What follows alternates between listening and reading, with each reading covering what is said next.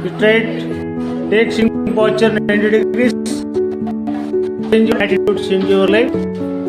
తర్వాత మారాలి. Today class graphotherapy మీద మనం చేయడం జరిగింది. గ్రాఫో అంటే వ్రాయడము, థెరపీ అంటే ట్రీట్మెంట్ అంటే చికిత్స. గ్రాఫోథెరపీ వలన ఉపయోగాలు ఏంటో చెప్పాను. మీలో డిసిప్లిన్ అండ్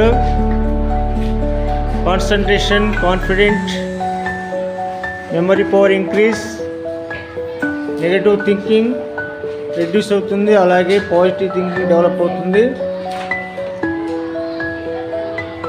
మీలో కరేజ్ వస్తుంది, అలాగే గోల్ సెట్టింగ్ కూడా ఉందన్నమాట గ్రాఫోథెరపీలో. టోటల్గా ఇది మిమ్మల్ని చేంజ్ మీ యొక్క యాటిట్యూడ్, బిహేవియర్ను చేంజ్ చేసేటువంటి థెరపీ అనమాట ఇది మీరు ఒక 21 days రెగ్యులర్గా ఈ యొక్క థెరపీని ప్రాక్టీస్ చేస్తూ ఉండాలి. ఎవరైతే ప్రాక్టీస్ చేస్తారో వాళ్ళ యొక్క లెటర్స్లో వాళ్ళలో ముందు చేంజ్ వస్తుంది, వాళ్ళకి లెటర్ స్ట్రోక్స్ బాగా అందంగా వస్తాయి అన్నమాట. కాబట్టి మీరు రెగ్యులర్గా 21 days ఒక్కరోజు కూడా ఆబ్సెంట్ అవ్వకుండా చేయాలి.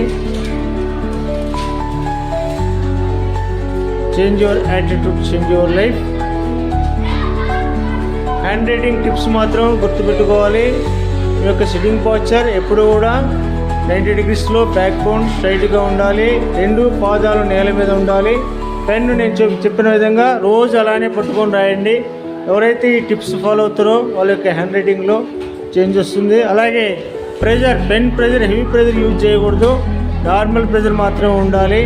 నార్మల్ ప్రెజర్ రావాలంటే పెన్ను పైకి ఎవరైతే పట్టుకొని రాస్తారో వాళ్ళకి నార్మల్ ప్రెజర్ ఉంటుంది. కాబట్టి పిల్లలు ఈ యొక్క టిప్స్ బాగా డైలీ ప్రాక్టీస్ చేయండి.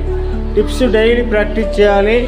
టిప్స్ని ఫాలో అవుతూ మీరు ఆ యొక్క గ్రాఫోథెరపీని చేస్తూ ఉండాలి. ఓకేనా?